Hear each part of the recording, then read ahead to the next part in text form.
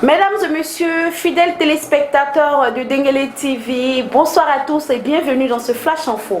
Le développement local, tel est l'objectif du ministre Gaoussou Touré pour le district autonome d'Odiéné, dont il vient d'être nommé par décret ministre-gouverneur par le président de la République, son Excellence Alassane Ouattara. C'est dans la poursuite de cet objectif qu'il est arrivé ce jeudi 17 juin 2021 à Odiéné avec M. Delors Zimmermann, PDG de Praxis Africa Limited à bord de la compagnie Air Côte d'Ivoire. Ils ont été accueillis à l'aéroport d'Odiéné par un bain de foule qui s'est achevé à la résidence du ministre dans la ferveur.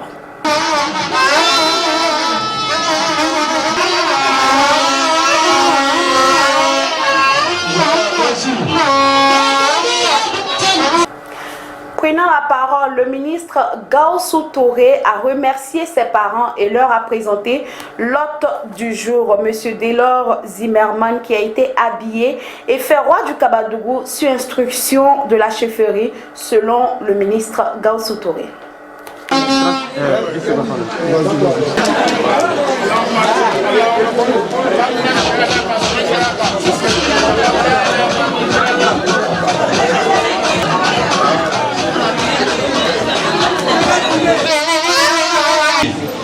C'est le plan de la sagesse et que Dieu fasse que votre entreprise prospère dans tout le Kabadougou. Amin.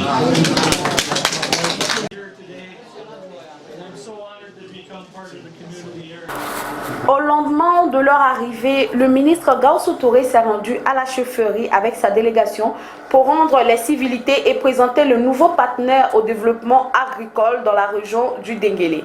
Après la présentation, le PDG de Praxis Africa Limited a tenu à s'exprimer pour appuyer sa présentation. Greetings to all of you.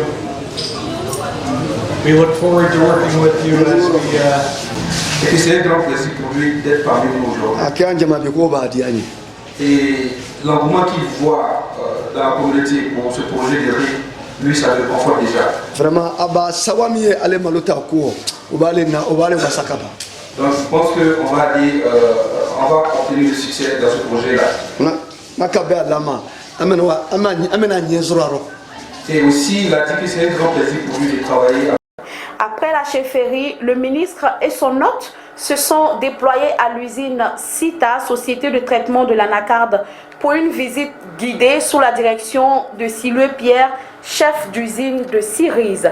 Rappelons que cette usine avait été ravagée par les flammes le 1er février 2020. Le ministre-gouverneur et le PDG de Praxis Africa se sont rendus ce même vendredi 18 juin à Yabédougou dans la sous-préfecture de Bako pour visiter les parcelles rizicoles et les potentiels rizicoles de la région. Le samedi 19 juin 2021, le ministre-gouverneur du district du Denguélé, dont la nomination est intervenue le 18 juin, a été accueilli à Saranveredougou, village situé à environ 60 km au nord d'Odiéné, dans la région du Folon.